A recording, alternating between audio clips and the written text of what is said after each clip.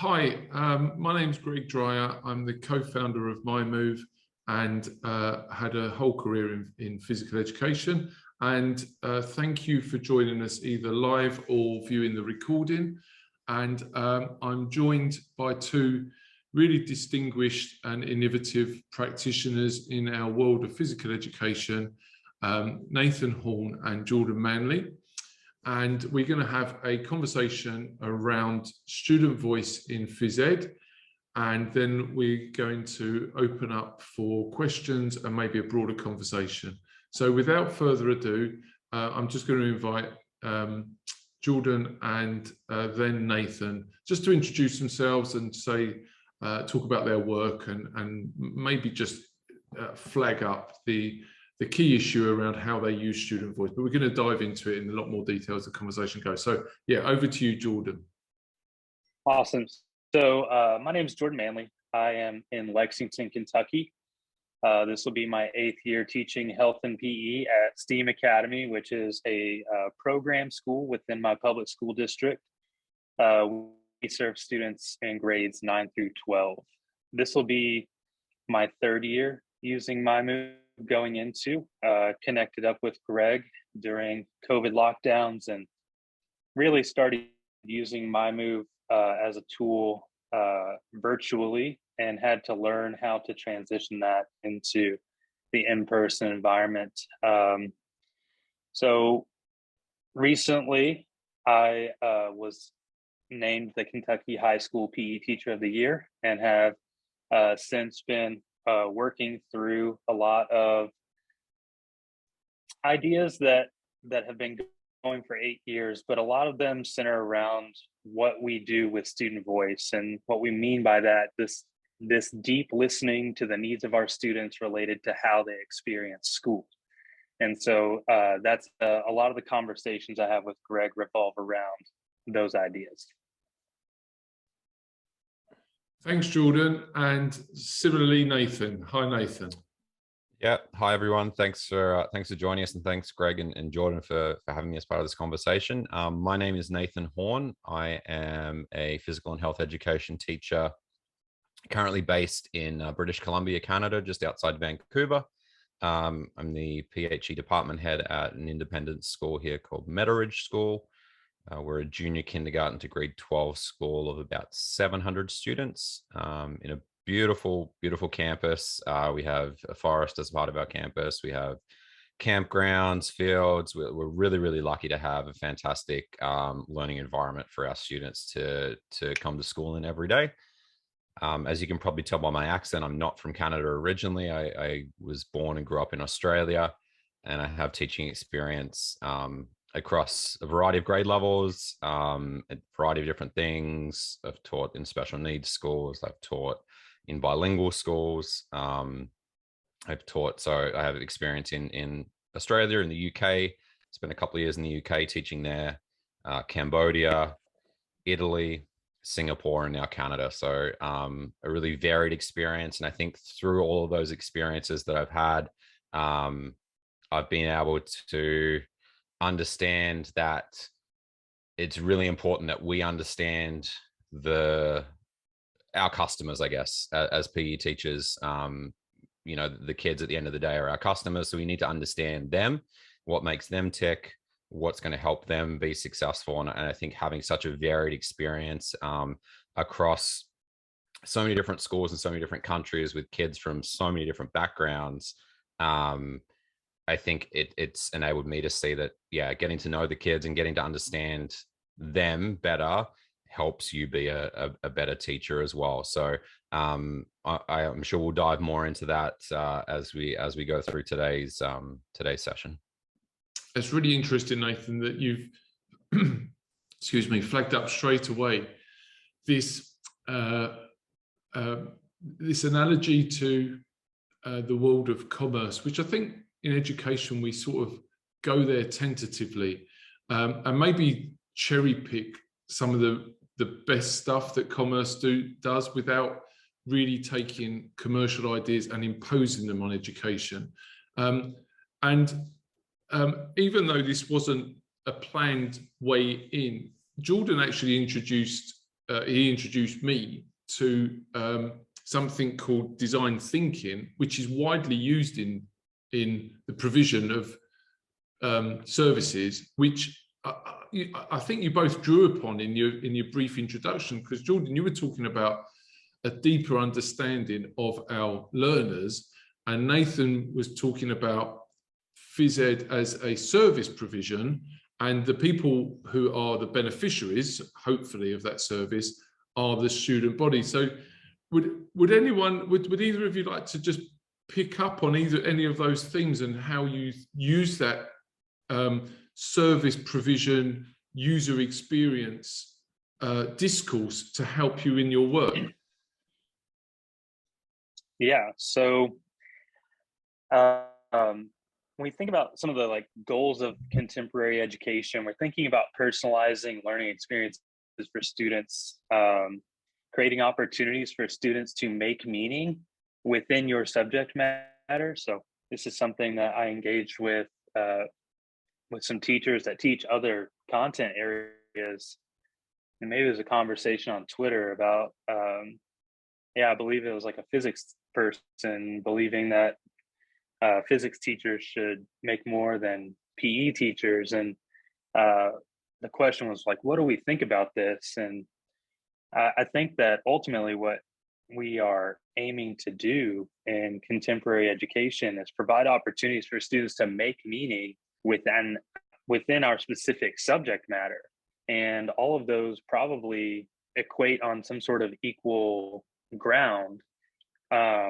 We do things that other teachers can't do, but we have to make sure that we are not imposing some sort of this is what I like to do physical activity wise, and so this is what I'm going to teach.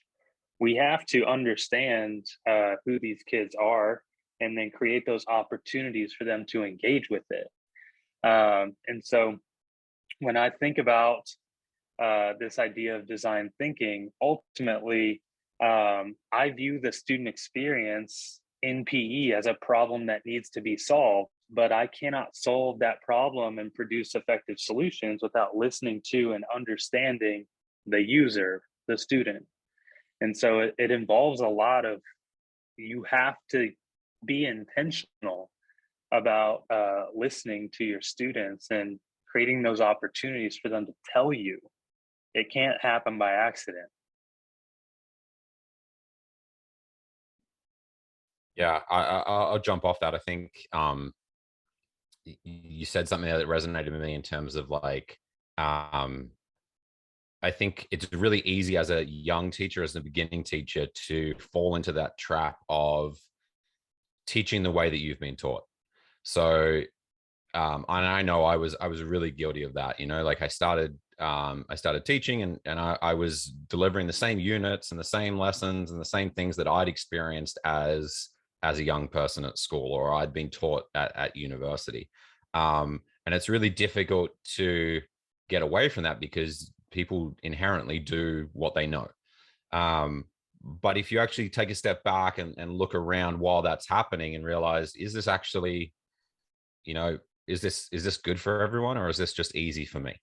And so I think once you start to understand that, then I think it's much easier to start listening more intentionally. And it's not necessarily what's being said by the students. Maybe it's what's not being said, or what's not happening. So I think that's one piece of it. And I think another piece of it that sort of comes to mind is, I think, Greg, you're talking about this idea of, borrowing from business and borrowing from commerce, and the user experience and a customer sort of provision.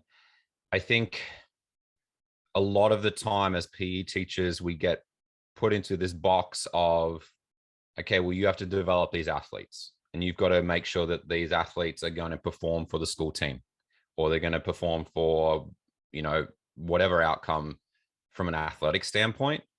But I think if we only focus on that as a PE in our PE area, then I think that we're missing the large majority of the people that we see every day.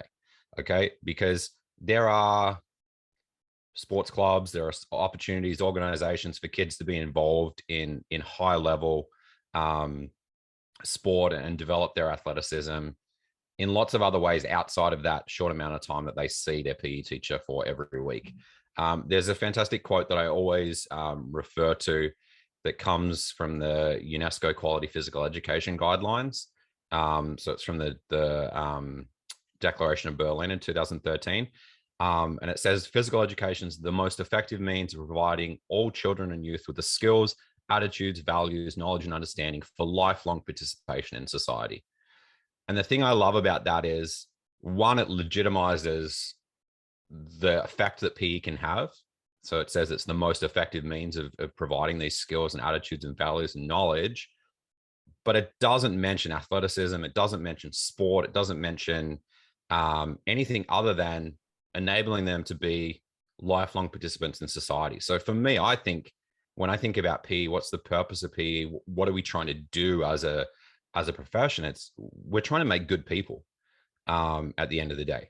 And we're lucky that we're able to do that through the lens of physical activity or sport or however you want to deliver that PE. But if we can keep in mind that at the end of the day, we're trying to develop good people, we're not trying to develop elite athletes, then I think that makes it much easier to be able to then listen to what the students are saying, find things that work for them, make it more personalized, make it find that meaning of, how can I make you a good, well-rounded person?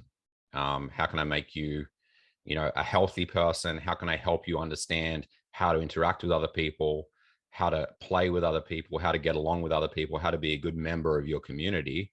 If we can do that, then I think, that should be the goal of what we're doing, not can we develop somebody who's going to go and get to the NFL or get to the NBA or something like that. Well, so much there from both of you. Thank you very much. There's so many different routes we could take. The good person, good citizen, good community participant. There might actually be a very thin element of difference there with what you're saying and where I'm thinking, but I don't think it would be really apt to start 15 minutes in looking at and highlighting differences of opinion, and I'm not sure that would take us to the route that we want. But I think we all agree that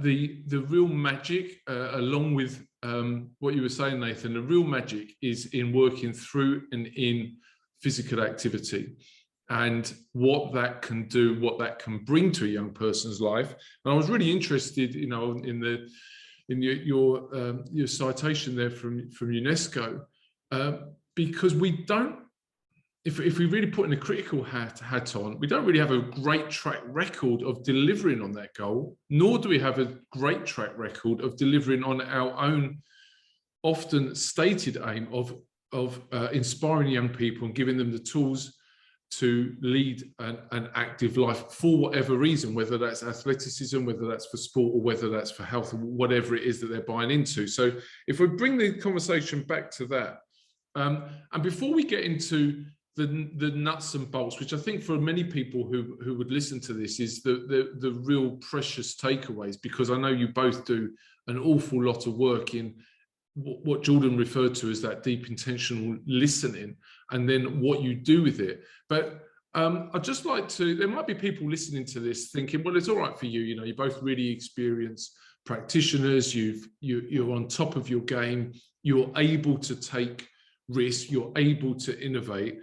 And they might be hearing that thinking, you know what, everything you're saying, if I'm opening up to this intentional deep listening, that strikes me as real high risk, and I'm not sure I feel so secure. Nathan, you spoke about, replicating what we've been taught, and there are not many benefits to that, but the benefits to the teacher is it feels really secure. So when anxiety levels go up, we revert back to the way we've been taught and what we know and what we feel best about, irrespective of the impact that they may have on the students. So in your own journeys, what advice would you have for people who see student voice as either too high risk or a questionnaire that you send out at the end of a year just to complete a box ticking exercise. How did you manage that sense of insecurity? Oh no, if I ask them this, what, God knows what might come back. I don't know if am I asking the question well enough? You got something to go on there? Yeah, and I'll jump in because I find it interesting, Nathan, that you said that specific thing, which is like we teach how we've been taught. Because I've said those exact words before, and I've worked with teachers like, hey, it's okay, like you are doing things that you experienced as a student in a classroom. You are doing things that when you went to university, they said these are the methods for how we teach, and so it's okay to feel uncomfortable.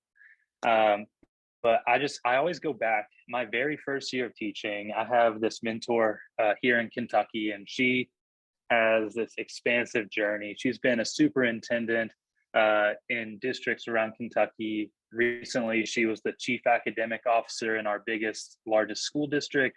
She has since moved. She's been selected as the chief innovation officer at a educational cooperative to the west of me. But she said to me, Jordan, you don't wake up in the morning and ask yourself what the state or what your university wants you to teach kids. You wake up in the morning and you ask yourself what is best for your students. And hearing that my very first year from someone who I deeply respect and someone who's respected within my state gave me the confidence and the permission to move forward and to take those risks. And so, you know, like you said, to the people out there who may not feel comfortable taking that step into collecting and utilizing student voice, yes, I understand that everyone is bound to some sort of standards, and that's okay. However, you have to ask yourself what is best for your students first, and then design backward from there and make the standards fit. Do what you got to do. But you ask yourself what's best for the student first, and you design experiences accordingly. Yeah, I think, sorry, Greg, you go. No, I okay, yeah, I was do. just going to say, like, I think it's, if I'm reflecting on my experience, it's like, one, at the beginning, I didn't know any better. So I only knew what I knew. I didn't know any other way.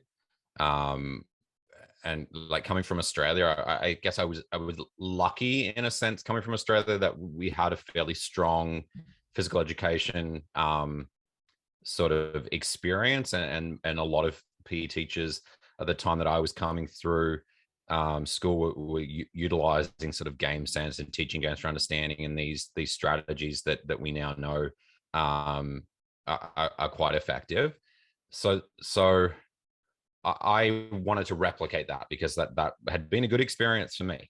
And I think it wasn't until I started like expanding and getting outside of that little bubble that I was in, and that I was in Australia, that was my experience. And then I moved to the UK, and that method or way of teaching didn't necessarily fit with the environment that I was in then. And then I moved to Cambodia, and then it didn't fit. And so I started to realize that, hang on a second, like I can't just keep doing the same thing over and over again and expecting it to work. I actually need to be doing something a bit different. So then I started to like look outside of where I was, and luckily at around that time, you know, the online space was sort of growing, and there were a lot of people sharing what they were doing. And so then I started to see the stuff that other people were doing, and I was like, oh, that's really interesting.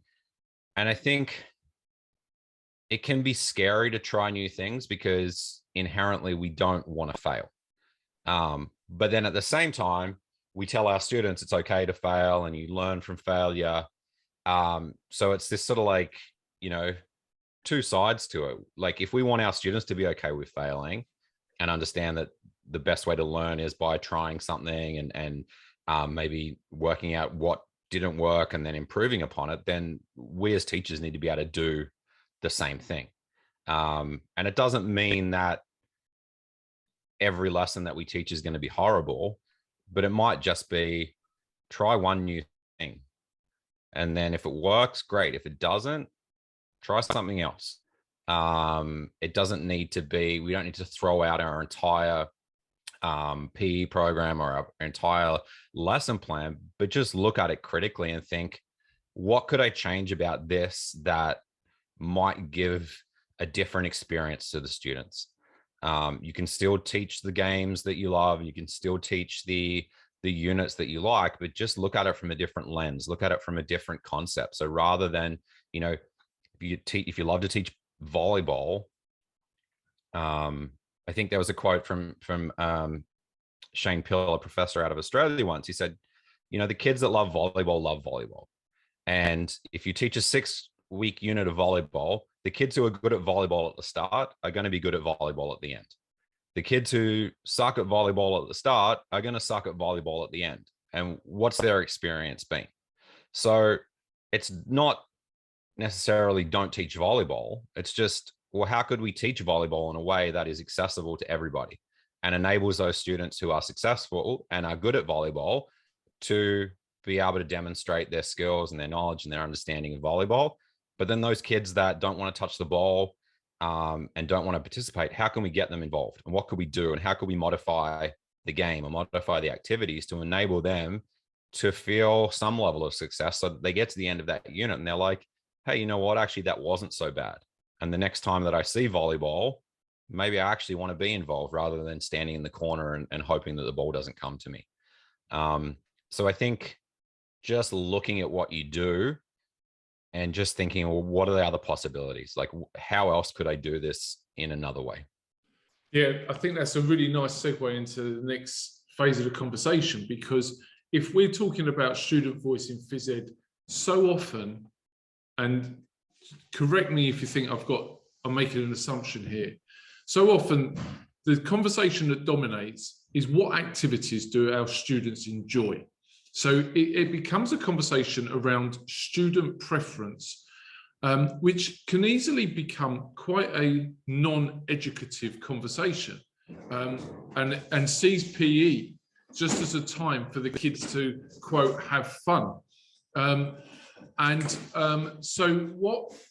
How do we go beyond preference? And I think, Nathan, you started talking about it's not only what you do, but it's how you do it. And there's all sorts of clear intentional objectives, learning objectives and outcomes that can come sometimes through students learning to be in a space where initially they might think this isn't for them, they don't identify with it. I know, Jordan, you do a lot of work around active identities, and seeing those identities as not fixed, but things that can change over a time, over a school career, etc., is really interesting. So let's bring it right back to student voice and against that backdrop. And I'd invite both of you to come in at the question on what information do you want to know about your students? We've spoken about, it's really important we get to know them. Can you go a little bit deeper and say, well, what do you want to know about them? Is it just what activities they like? Because obviously to find that deep meaning that Jordan referred to earlier, there's lots more than just, well, what's your preference? So what do you want to know? And then let's go into, once we've identified what we want to know, how do you go about getting that information? And I invite, let's reverse the order. Nathan, do you want to jump in first with that? Yep. Yeah. So I think you make a really good point there. It's almost like you're like speaking through my head. I think at first, when I first started to think about like what I wanted to know, it was that preference. What do you enjoy doing? But I found, and I would collect that data and I'd do like a Google form, or I'd do a survey, or I'd get them to write something down, and I'd have that data and I'd be like, okay, great. So what? So what do I do with this? I've got, if I'm teaching multiple grade levels, I might have a few hundred kids, and like I could have a class of 20 kids that have 20 different preferences. And so what's good for one maybe isn't necessarily good for them all. So then I was like, well, what more could I collect? So one of the things, and probably the impetus for this particular one was, there's one grade level that I have right now at my school that I've seen go through. I've been at the school, this will be my 6th year, so I've had them for 5 years. And for some reason, this grade level is just really notoriously difficult to motivate. I don't know what necessarily they enjoy. I don't know how to reach them. That just this group of kids, for some reason, are really, really difficult. They just don't seem to want to do anything. And it would drive me crazy. I'd try to do these like crazy over the top lessons. I'd try to like ask them what they wanted to do, and they're just like, whatever. So I was like, well, how do I motivate these kids? So I did some research and I looked into like different motivation theories and stuff like that. And I was like, okay. So I found this tool that I've been using called Participation Motivation Questionnaire. And it asks students what motivates them. So it asks them to rate on a scale, whether it's really important to them, somewhat important, or not important at all. So it asks questions like, I enjoy being physically active because I like to be competitive, or I like to play with my friends, or I like to be rewarded, or I like how it makes my body feel. It's like just 20, 30 different things. So I had the students fill that in that grade level. And I looked at it from an individual standpoint. So I looked at like particular kids that I knew I was having difficulty getting them to engage. But then I also looked from a whole class standpoint. So like is there any patterns that emerged throughout this data that I was able to collect? And one of the things that jumped out at me was that like a lot of the kids were saying that they like to feel rewarded. And typically I'm not someone who rewards my kids a lot. There are other teachers in the school that I know they give candy to the kids at the end of the lesson when they do a good job. And like, for me, that's just never been something that I've done. But once I knew that they enjoyed being rewarded, I was like, well, okay, let's build some rewards into this. So then I started to think about, okay, well, ways that I could reward students for participating in the class, or reward them for, taking a risk and putting their hand up and engaging in conversation. So we started to build some reward in, and the change in engagement level was, I mean, I wouldn't say it was huge, but it was better. It was better than it was, and it stopped me from bashing my head against a wall trying to understand how better to help these kids. So that's just one example of ways that I was able to collect some data. So I just did that with a Google form and just looked at that data, like I said, from an individual standpoint and a class standpoint. And from the individual standpoint, it was just like, once I was able to look at that, it enabled me to have just like, those little conversations in passing or in the hallway with the kids of being like, oh, you mentioned this. I read this in your survey, like, can you tell me a little bit more about it? And so then that started that conversation, rather than me just sort of tearing my hair out and trying to understand how I'd help these kids. So that's one example for me. Thanks, Nathan. That's really what I was hearing there. And of course, different people would hear different things, but I love that. And it's something we grapple with a lot with on our roadmap for developing our app, on how we use rewards. I think we share your values in, we're not really that into extrinsic rewards, but if we're going to get to this place where young people are intrinsically motivated to, as Scott Kretschmar talks about, find it, explore and enjoy their playgrounds, then for a lot of young people, they probably need to go through extrinsic to get to intrinsic.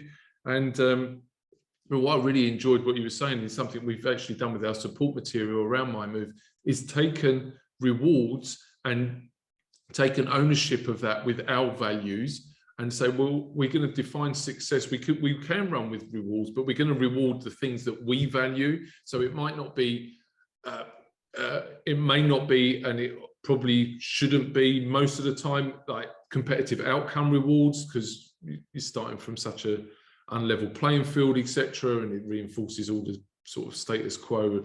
And if the goal is to get the kids into activity, a reward for taking a risk, a reward for going where you haven't been before, a reward. We've got rewards for unbridled enthusiasm for being active. So really trying to shape that as a teacher to make it part of the learning journey. And we might come on to that soon. So forgive me for interrupting there, Jordan. So the question was, what information do you seek out and how do you seek it? Yeah, so, when we think just broadly about this idea of assessment for learning and what we should be doing with that, engaging students in a variety of different types of assessments that assess different domains of learning. I think a lot of times in people's perception of what PE is that we're, assessing a lot of psychomotor outcomes, a lot of cognitive outcomes. And I don't think people really think about that affective piece, which is, how do you feel? What motivates you? Questions around those ideas. And we talked briefly earlier, you mentioned kind of identity formation around physical activity. And if we have any sort of goal in physical education of helping students ascribe physical activity as one of their social identities, then we have to engage them in some sort of self-assessment around this affective domain. If I were ranking my priorities as a PE teacher, affective is at the top, and I would probably in psychomotor, cognitive, just as far as how much I engage with those types of assessments. But listen, I've never spoken to an adult in the world and asked them like, hey, like, why do you like doing this? Like, how do you feel about this? Why do you like doing this? And they start rambling about how much they know about glycolytic energy production. Like, they're like, yeah, like sliding filament model, like this is how your muscles contract. And so when we start talking about this, like cognition around knowledge around physical activity, I don't think it is motivating for young people.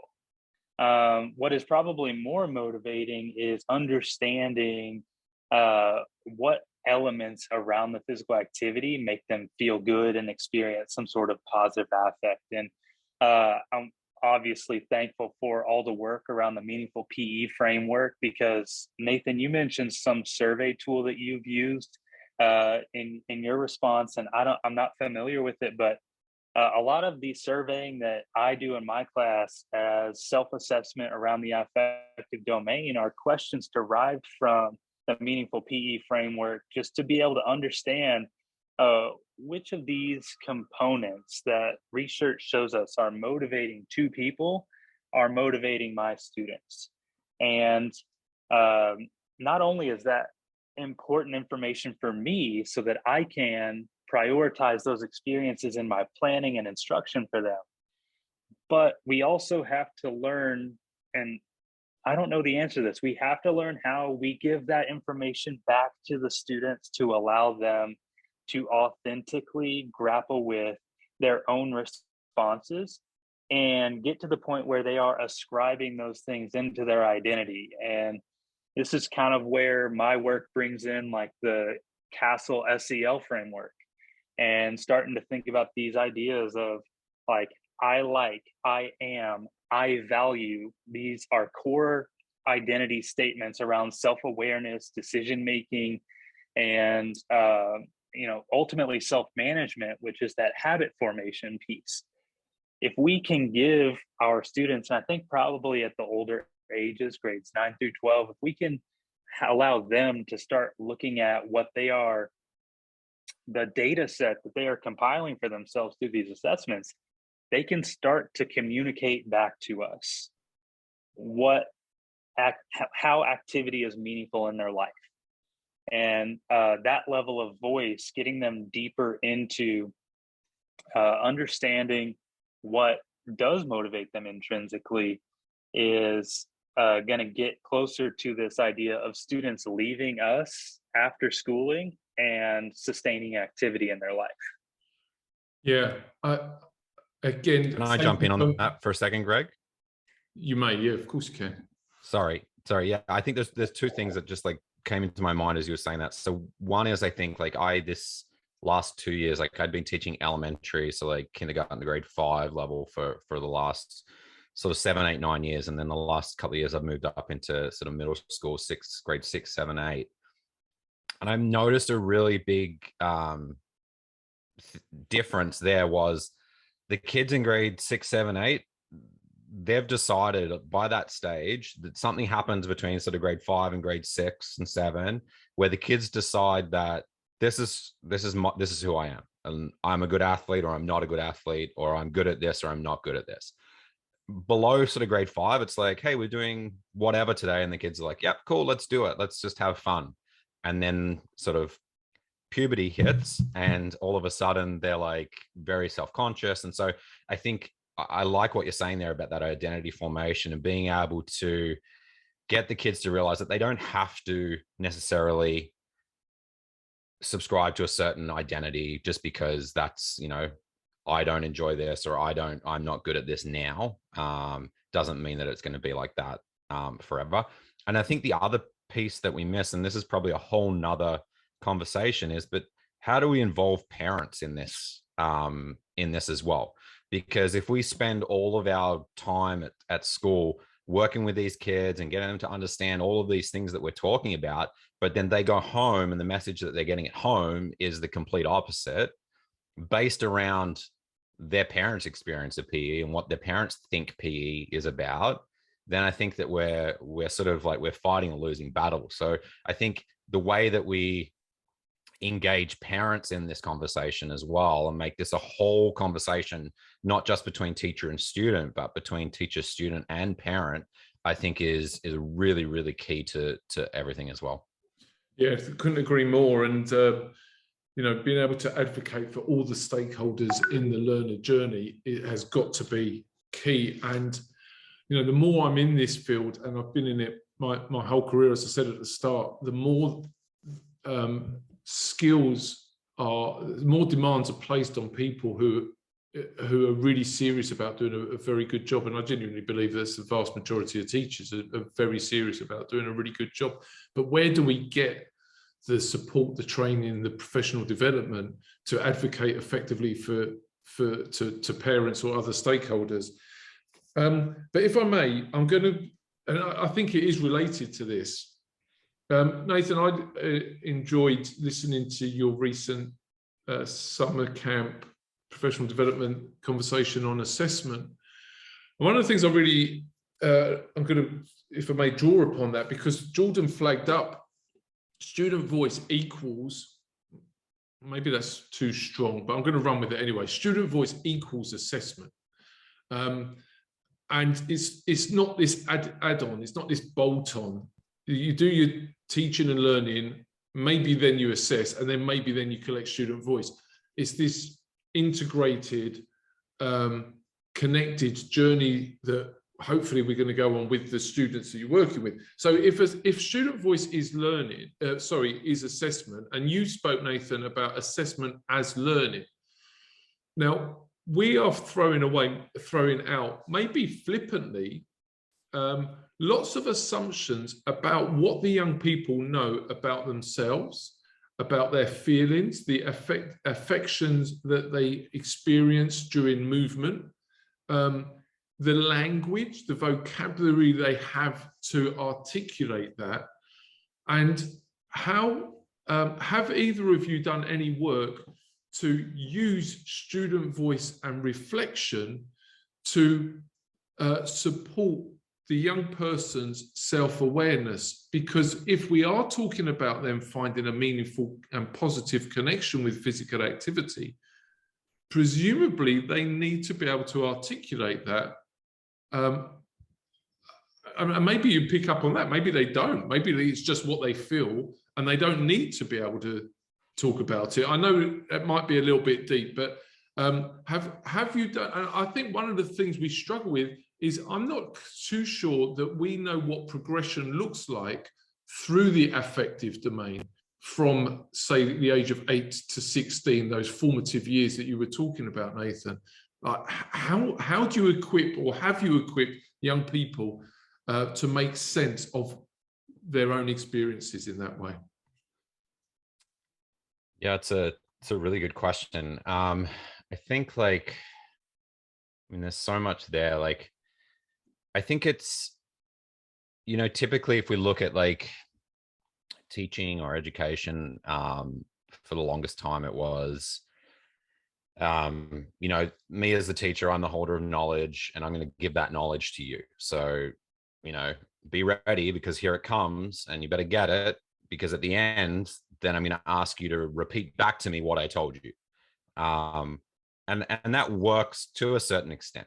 Obviously in subject areas where there's a lot of content to cover. So, maybe your math and science, there's stuff that you need to know. And so there's a place for that. So I'm not saying that's a terrible way of teaching, but I'm saying that there's a time and a place for that. I think from a PE standpoint, the fact that we are learning, and I think I can't even remember whose quote this is, but I know I got it through. It might be Arnold, maybe like learning in, through, and about movement. So I think that we do a good job. We have done a good job maybe in the past of teaching kids about all the different ways that they can move. But we haven't necessarily harnessed that, through movement and in movement. What are we actually learning about? And from an assessment standpoint, then I think the easiest and most common way of assessing is often that assessment of learning. You do something, I grade you on how well you did, and I'm determining from a teacher standpoint your level of achievement. So I think that happens a lot, but we maybe don't use that assessment as learning and assessment for learning as much. So if we're thinking about assessment as learning, that's that student experience that you talk about. That's that self-assessment. How well did I do? And I think if you ask any kid, it doesn't matter how old they are, when they do something, they know whether they're good at it or whether they're not good at it. And at the same time, the same with scores. Like, there's this whole push in different places to take away scores. Oh, we don't want to tell the kids the scores because it might make them, feel really bad if they're losing. But you ask the kids at lunchtime out on the field when they're playing, what's the score in the game? And every single kid will be able to tell you. So inherently, they know how to assess themselves and provide feedback to themselves. So thinking about ways that we can harness that. And I think from what I really try and work on a lot is that assessment for learning piece. So it's not necessarily me determining the achievement level for the students and saying this is good and this is not good. But it's a combination of what I would expect to be the correct achievement level, or what I would expect of you in this activity. So here's my expectations. You provide a self-assessment, you provide, where you think you're at in that, and then let's work together to determine the next step. So if I think that, you should be able to do this, but you feel like, actually I could go here, or maybe I'm still a little bit below, what can I do as a teacher to help you sort of get to where I think you should be? Or what can I do if you're saying, this is too easy for me and I think I can do even more? Well, what can I provide for you to help you to be able to get to that level? So it's this like ongoing feedback and continuous process where, we're working in partnership with the students to try and work out, well, what do I need to do as a teacher next to help you to get to where I think you should be, or where you think you want to be? And then the kids as well start to get that idea. So they see this process and they see assessment as not this scary thing, because I think a lot of kids see assessment as this, there's a lot of fear around assessment, or like, are we being graded on this? Are we going to get a mark on this? When's the assessment happening? But having them understand that assessment's happening all the time. Every time that you step into the gym, every time that you step into a class, there is a form of assessment happening, whether that's you assessing yourself about how you feel or how well you think you're doing something, or whether that's me as a teacher looking at a game and saying, hey, this game is not really working very well right now. Like, what could we do differently to make this game work a little bit better? Like, that's assessment.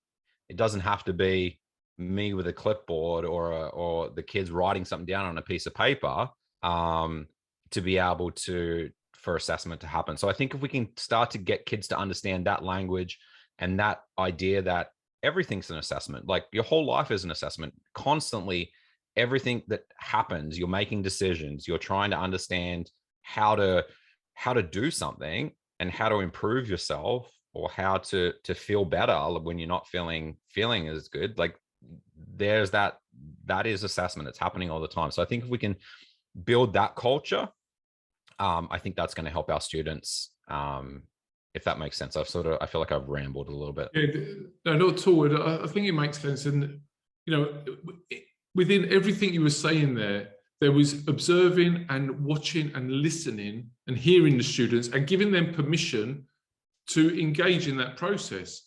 But I'm really curious around, how do we use this student voice stroke assessment as part of the learning process? So, for example, and I think it can then be assessed summatively. So can a young person explain the effective responses that they're having to activity using greater depth of thought and maybe vocabulary at the end of an academic year than they did at the beginning of an academic year? We spoke earlier about going beyond just preference. So if a young person in the start of the year is saying, yeah, I enjoyed that, that was fun. Okay, great, we're off and running.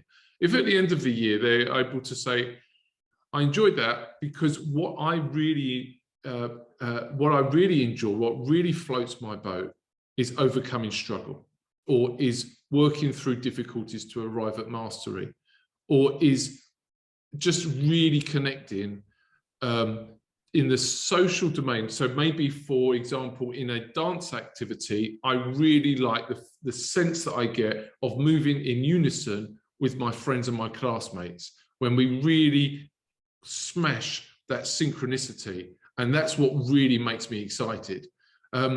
So there's, through student voice, there's the potential, and again, I repeat, I definitely didn't master this when I was leading a phys ed department for many years, and I'm not sure, I haven't heard, and I'd really welcome work that helps us take young people on that journey. So Jordan, have you been there? Is that something that you've explored? Yeah, so ultimately, what we know is that student voice is going to lead you to student choice. And I think a lot of times teachers start with student choice.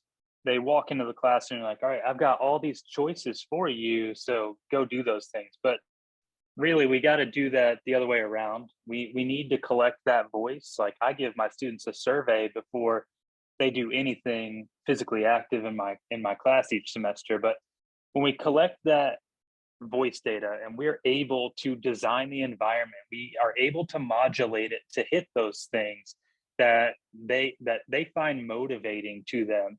We can provide the right amount of challenges, the right types of challenges, the right amount of challenge. We can learn how to modulate the social interaction for recreational play, cooperative play, or competitive play. Then we can start getting deeper into sharing that responsibility around language with them. Because once they are motivated to get in and to be active and to play, then you get that deeper reflection happening. It's hard to get students to reflect on activities that are just like I'm just doing this because it's PE class.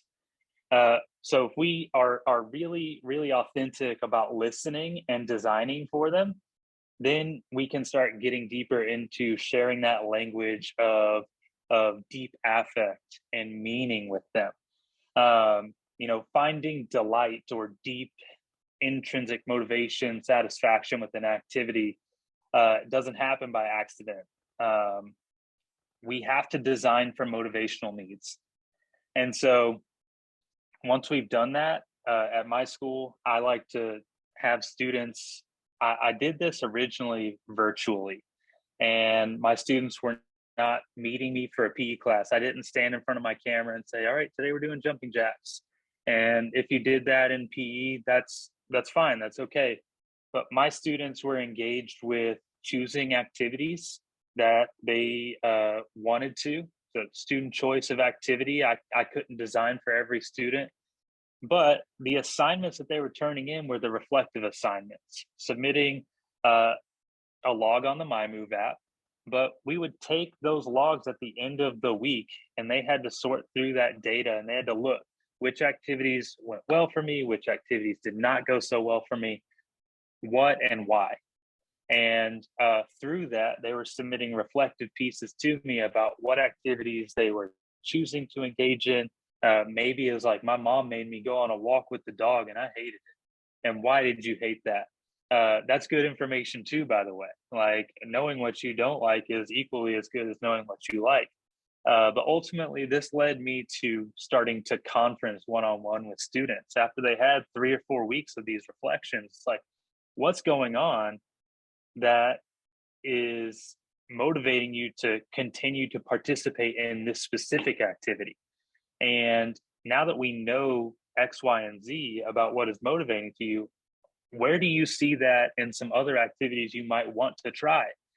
And it was just, again, just listening and conversing with them and trying to point them in the direction of, and Nathan, you used the word like, I am an athlete to describe someone's identity earlier. And I used to do that for myself. I used to use, I am a soccer player. That's what I was in high school.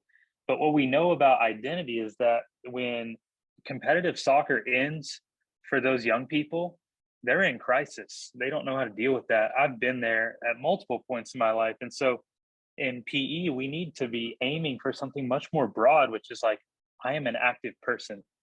And activity will bring me in and engage me in lots of different ways.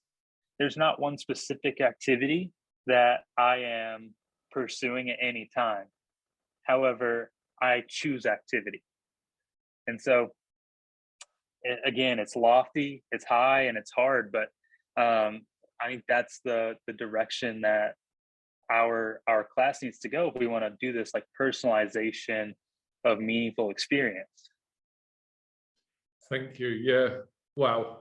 There's so much there again, and I really appreciate the depth in your thinking, both of you, and the contributions you're making, and I hope people find it really useful. A couple of resources have been referred to: the participation motivation questionnaire that Nathan referred to, and the SEL framework that Jordan referred to. And if you're fine with that, if you ping me the links, we put them out in the show notes. I love what you're saying there, Jordan, about knowing what you don't like. I think I agree with you that that is really important. I think the really powerful learning comes from knowing what you don't like and what you can do with that so that you like it, rather than just avoid it. And I think that's what Nathan was touching on when he was talking about Shane Pillard and volleyball. Is like, well, how do we present it? Teacher decision, really deep learning for the student. When faced with something that doesn't really sit right with me, I've got 6 weeks, 10 weeks. What am I going to do with that? So there's agency from both the teacher and the student. But of course, if we're looking at lifelong beyond the school gate participation, then that's really something that is a very powerful learning outcome if we're able to get that across. But again, to use your phrase there, Jordan, that is lofty, and that is very ambitious. Is it too ambitious? I don't know, but I always tend to go, I aim high. As I was reading recently, if you aim for the stars and you fall short, you're still on the moon. So that's still pretty good. Now, I feel a little bit rude, to be honest, because we're joined on the call by a couple of really distinguished physical educators, and I'm very wary that Christy Malley and Steph Benny, who are doing fantastic work in the field, have been listening. And so I would like to just invite either, both of you, if you so wish, and please don't feel obliged, to unmute and either contribute, ask, interrogate, or whatever you want to say. So over to you, Christy or Steph, if you do wish to come in.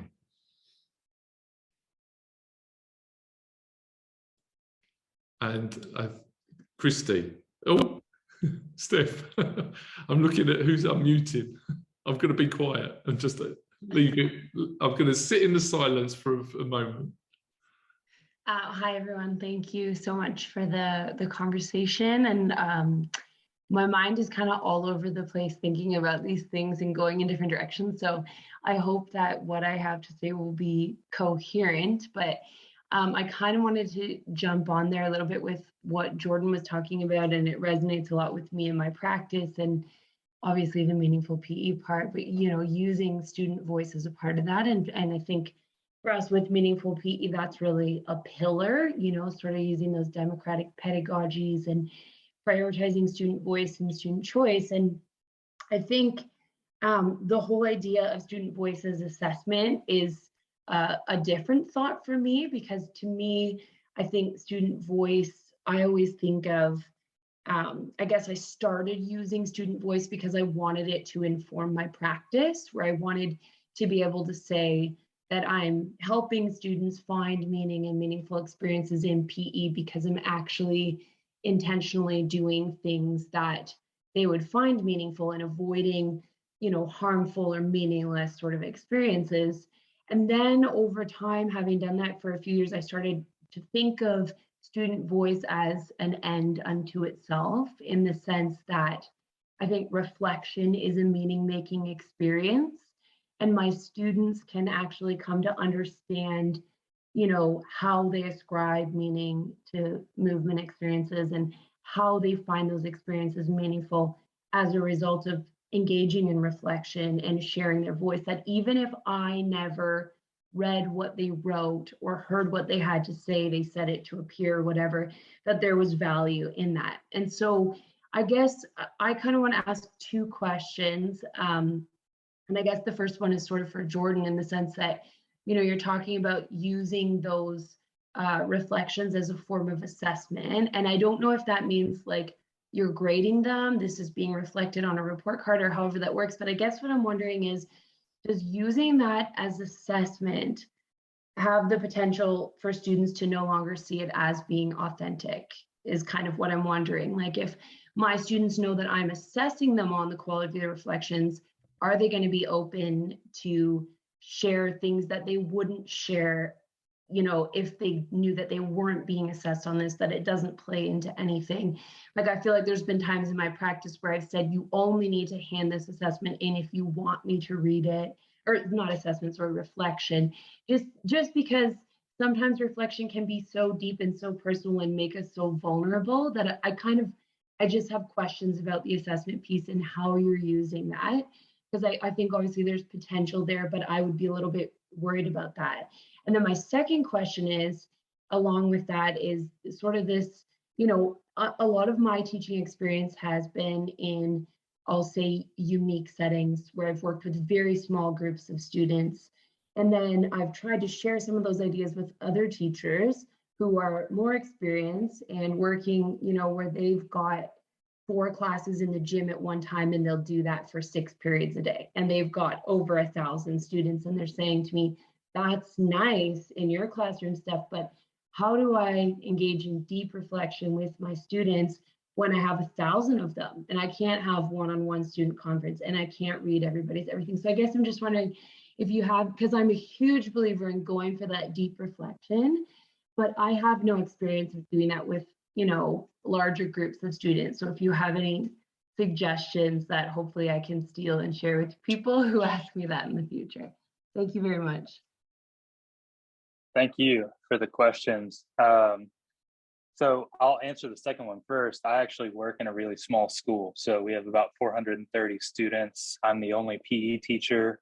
My classes are 20 to 25 students. So I don't know.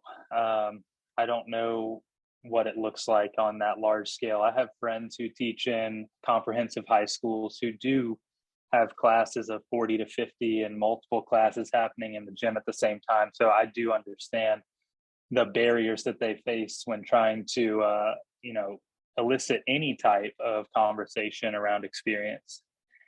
To go back to your first question though about the grading aspect, I fully understand that, and I'm wary of that too. When I originally began this journey of trying to just collect the student voice and integrate it into my assessment practices, we were virtual. And so the big question I was facing is like, what do I grade in virtual PE? And I've always kind of not been a fan of traditional grading practices in PE anyway, grading for dressing out and, how do you assess and grade effort? I don't want to give points for participation, this and that.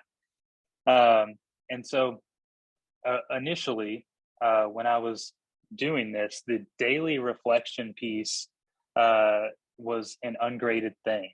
And so they were submitting these reflections as the authentic documentation of their experience. I use those reflections to kind of push forward into more of an analysis and a kind of a tell me about you type of assignment that was graded. And it was, including on a rubric based off of their miMove logs, like, we're virtual, so how active were you this week? In the miMove app, they can rate their activity on a 1 through a 5. So if you completed 5 activities this week, tell me what your average emotional response was on a 1 through a 5 scale.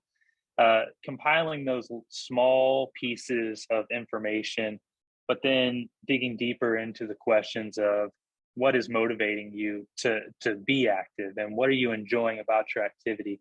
And so those assignments were graded, but I wouldn't say that there's any type of scale that I'm using to grade them against. It is highly subjective.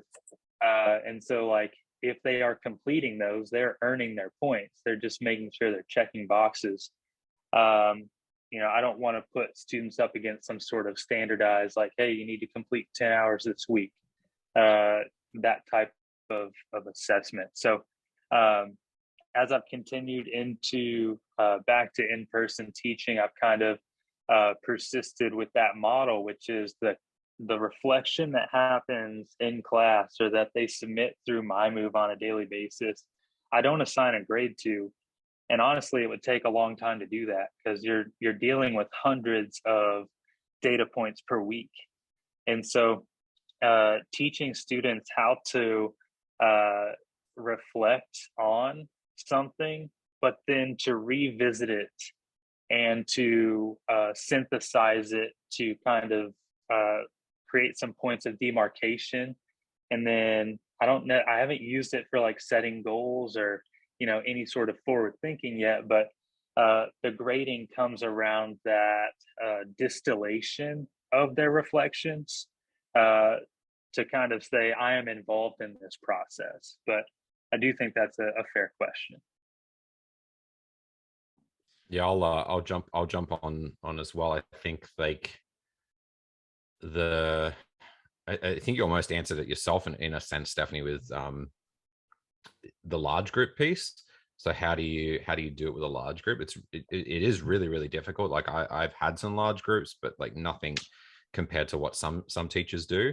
But I think if you can build that culture around peer conversation and even just little things like, building those little walk and talk things into your lesson where it's, just walk with a friend and have a conversation about your experience. I think you said, like, even if kids reflect, but you don't hear it as the teacher, or if you don't, if they write something and you never read it, just that experience of them reflecting on it could be a way of overcoming that barrier. But at the same time, that offering some structure to it, because I think one of the things that I found through my experience of reflection and getting into deep reflection is coming from a school that is, international baccalaureate, whether it's primary years program or middle years program or diploma program, kids are asked to reflect constantly. And reflection becomes almost this dirty word where the kids are like, oh, again, we have to reflect again. Like we just reflected in math class, and we reflected in science class before that, and we reflected here. So making that reflection meaningful and structuring it and giving it some sort of framework for the kids to work through that reflection. So rather than just saying, how did that make you feel, or what did you enjoy about that, is coming up with some really like intentional questions that are maybe provocative, even that make it so it's not just oh, here I go, I have to reflect again, and I'll just surface level say what I'm feeling because this is what I think that the teacher wants to hear, but actually get them engaged in conversations that are genuine. And I think that comes from preparation as well, from a teacher standpoint, of if you understand really clearly what it is that you're hoping to achieve from the activity or the game or whatever it is that you're doing, then you can set up some of those questions, some of those reflection questions, to help the students actually focus their reflection upon that outcome or whatever it is that you're hoping for them to achieve. And then the other piece around like reflecting for assessment, I agree. I think that there are some kids who can, the same thing I was just saying, is that they can reflect in a way because they do it so regularly. They know what the key buzzwords are and how to actually like reflect in a way that's going to read well on a written assessment. So I think it can be difficult. But I think if you say that we're not going to use any reflection as an assessment tool as well, then it does just open the door then for the students just to say like, well, this isn't important. Some kids need that, I don't want to say stress, but they need that understanding that, hey, this is being graded, this is important. So I need to actually put that effort forward and really go a bit deeper than that surface level. Because if there's no sort of like, there's nothing attached to it, then maybe it just becomes, meaningless to them. So I think, to try to wrap up that rambling is, like if you can build that culture where reflection is valued and it's important and it's something that's happening regularly and it's something that is, structured in a way, then when it becomes time for that to be used as an assessment piece, that it doesn't become this fearful thing. It doesn't become all of a sudden like, oh my God, now this is going to be graded and I'm not going to actually be authentic. That I have enough practice and that I have enough experience in reflecting that it's now just something that comes more naturally and doesn't have that stress associated to it. So I don't know if that answers your question, but those are my thoughts. I think that's really interesting. And all I would add to that, if I may, for what it's worth, is going back to the big picture, the big goal. What we're all interested in is about supporting young people develop certain behaviours that we all value, behaviours around movement and physical activity. So the reflection, the data collection, the hearing student voice, I would hate anyone listening to this to think that was the standalone goal. That data, however we're collecting it, and as Jordan touched upon, the problem we're trying to solve with miMove is actually what you said, Steph, around how do we do that in a manageable, cost-effective, time-effective way with a lot of children if you're working in a school with a lot of students. Indeed, whether or not you read it, we've got a lot of young people we see who are using the app, and when we talk to them, there is something very powerful about journaling. And it's very private because we are the first data collection reflective tool that sits either online or on an app. The young person, we think, we don't fully understand it yet, is develops a different relationship with their digital reflection than they do if they're talking face to face with an adult. And we think, and we want to develop the app so that we bypass that lack of authenticity. And as Nathan said, tuning in and just using the buzzwords. And if I may just tie that together, a young person who is using the buzzwords, but is not, so they can tick that, but that doesn't in itself impact on their engagement with physical activity. So they're good at reflection, but they're not physically active. I would say for PE, then that's not necessarily a win. And we've probably got a bit confused in the process where we think what we're trying to do is get them to use a range of strategies and vocabulary to reflect. So reflection, I think, needs to be supported by engagement in physical activity and evidence of that physical activity that the young person can share, monitor, self-evaluate, and indeed be proud of over a period of time with the sort of portfolios that Jordan asked his students to present. And in so doing, possibly, hopefully, we're redefining what success is in PE. So, and I firmly believe that you're successful in PE if you are engaging in physical activity in a way that you sustain and you're motivated to do. And I'm guessing that people on the call are not necessarily going to disagree with that. And I'll add, irrespective of that, quote, level of participation. So, yeah, there's probably, again, as Nathan says, forgive me if I've rambled on, and I invite Steph or Christy or anyone else to pick that up. As I'm also wary of the time, so we'll look to wrap up in the next few minutes, but I do invite responses and comments. So, hi, everyone. Thanks so much for letting me have a few minutes here at the end. I'm also very wary of time, and I'm afraid what I'm going to bring up could mean us staying on this conversation for a really long time. And I think it comes back to what Nathan said at the very beginning about the trap of teaching the way you've been taught. And so I'm looking at this from a very different lens as a teacher educator. So, you know, I think about this timeline for my students.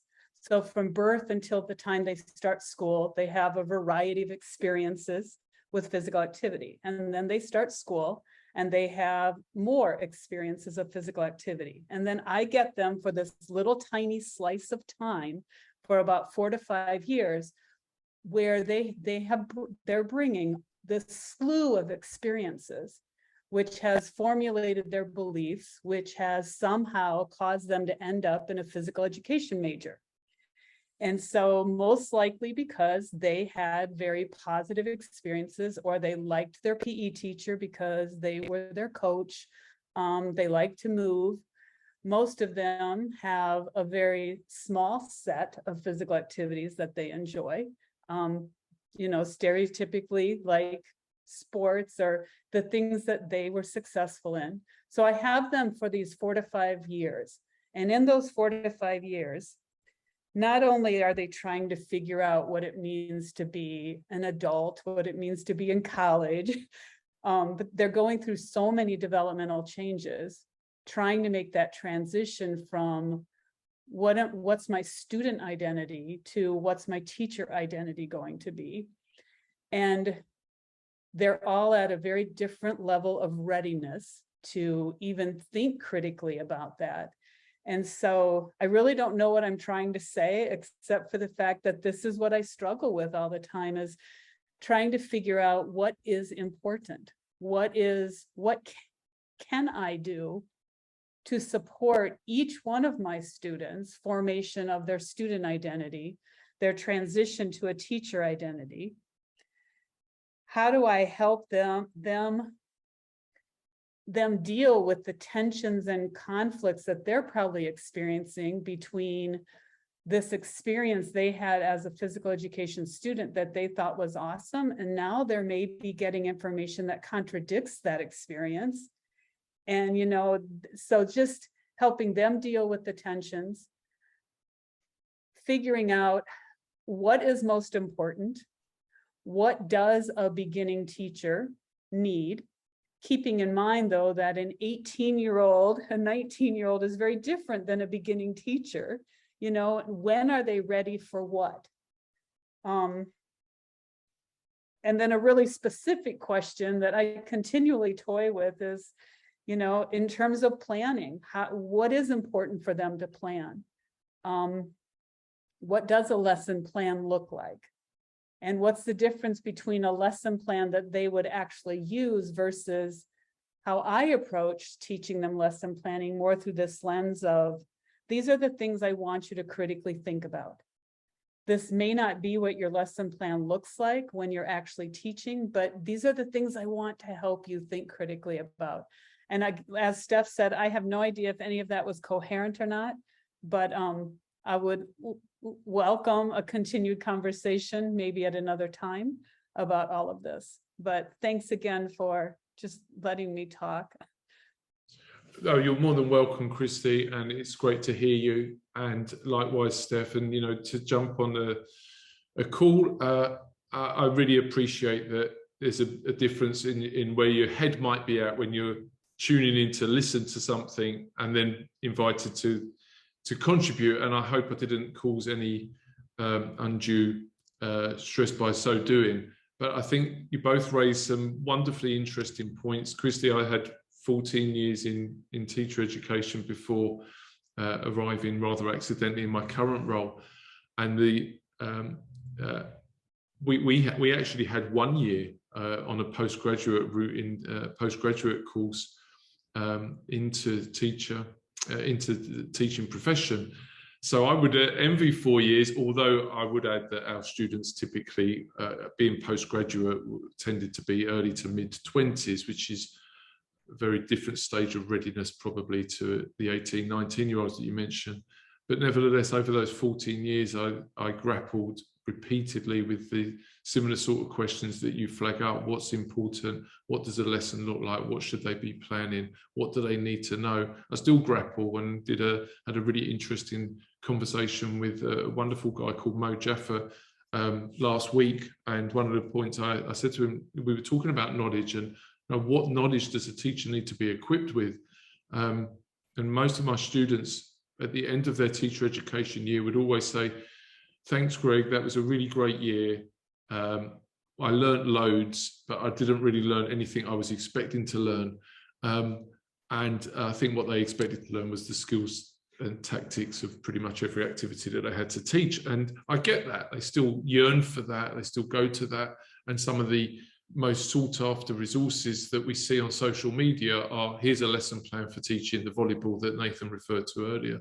So there's huge demand for that. So if we bring it back to this or integrate that with a conversation on student voice, I think if I'm hearing you right, Christy, is like when are teachers ready to really engage in student-centeredness, in seeking out meaningful, what is meaningful and better understanding of their students.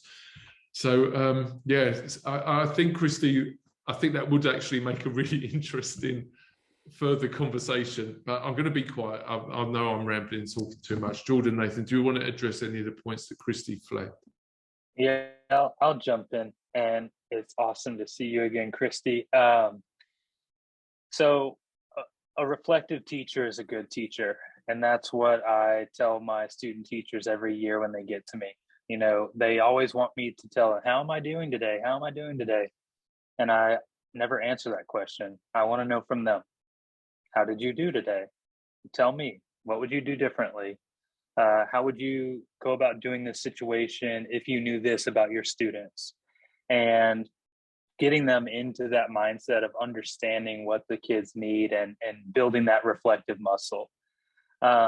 You know, ultimately, when we think about wanting our students to be reflective about their physical activity, to develop that identity, we have to give that same opportunity to our teachers. But I would say, you know, we got to communicate to teachers out there. You have to be willing to address your own values, beliefs, and identities. You know, don't hold on to any of those things too tightly, that you're not willing to question them or rethink them. And there's a fantastic book by Adam Grant called Think Again.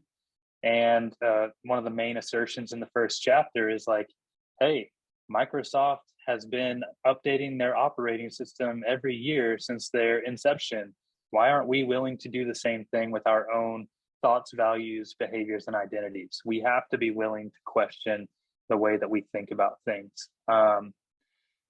This is kind of the last thing that I have to say around the idea, but there's a superintendent in a school district in Kentucky, and she sent out a tweet the other day, and it says, "The question is not how do we get our students to comply with our version of school. The question is how do we create schools that are worthy of our students?"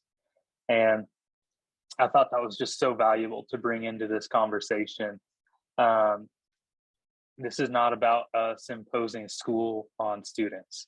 It's about us building schools in response to our students. And that's going to continue to change every single year. Well, yeah, I love that. I love that. I love that thought. I think if I like what I'm thinking about, Christy, with your question is, I definitely wasn't ready. Like I was, as you were saying that, I'm thinking like, yep, this was my experience. I loved PE as a student. I came from a very sporting family. It was a natural fit for me to go into a PE program. I did a 4-year PE program. Probably every single person that was in that program with me came from a similar background, came from a similar experience. And then we all went out into schools and just delivered that continuous, this cycle continued. I don't know, like if I don't know if it's possible to make a huge change in that time, but I think if we can at least get young people who are in that transition period thinking about not necessarily about the what, but the how.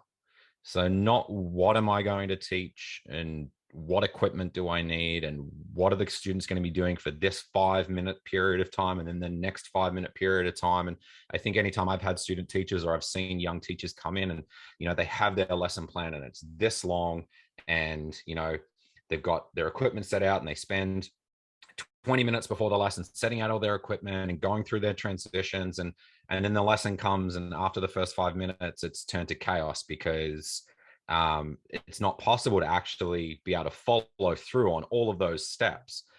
But having teachers who come out of a teacher education program know how to observe, know how to look at what's happening in front of them and then make decisions based upon what they're seeing.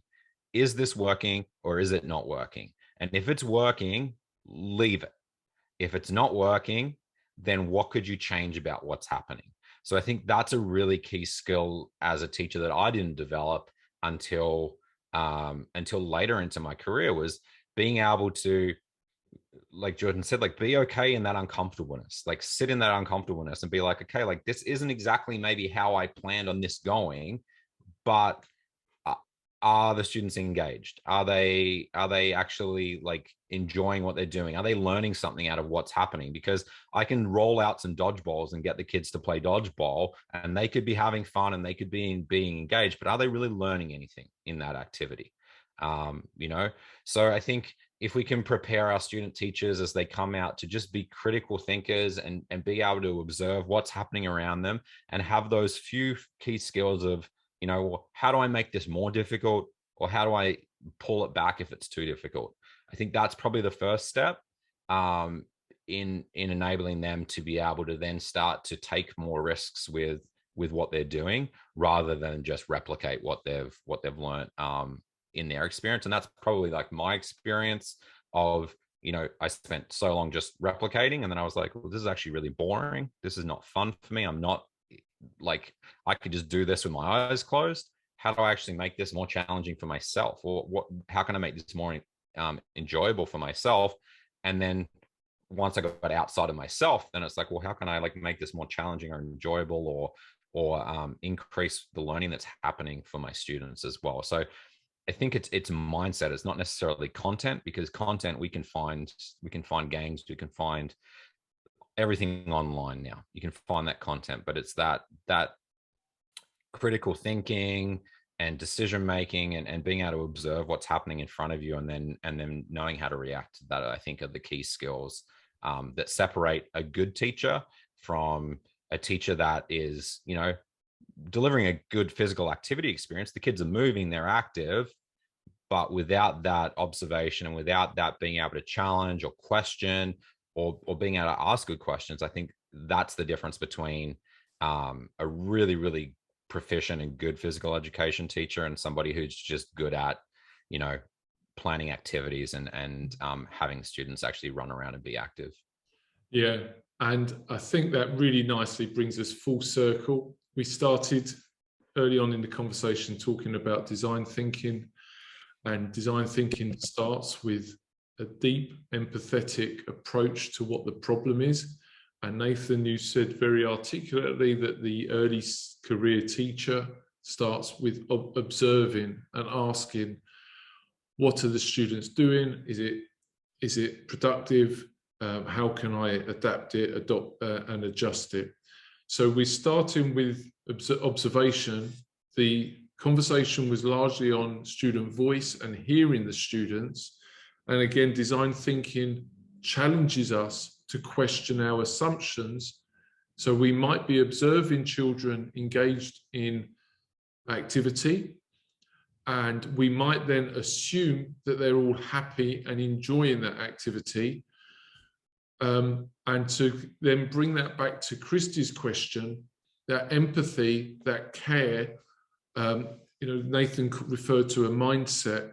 And, if we call it what it is, certainly in our selection and application process for teacher education, after a number of years, we boiled it down to one word. Does this applicant care about the people in front of them? And I think that hopefully is a coherent way to wrap up. So I'd like to really extend my appreciation to you for your time, to our planned co-conversationists, Jordan and Nathan, and huge respect for Christy and Stephanie for jumping in unplanned. And I hope anyone who listens to the recording of this, we've been going almost 90 minutes, so if you get to this stage, serious kudos and respect for your investment in your own professional development and curiosity. I hope you do find it worthwhile. And again, thank you to everybody who's joined the conversation live. Thank you.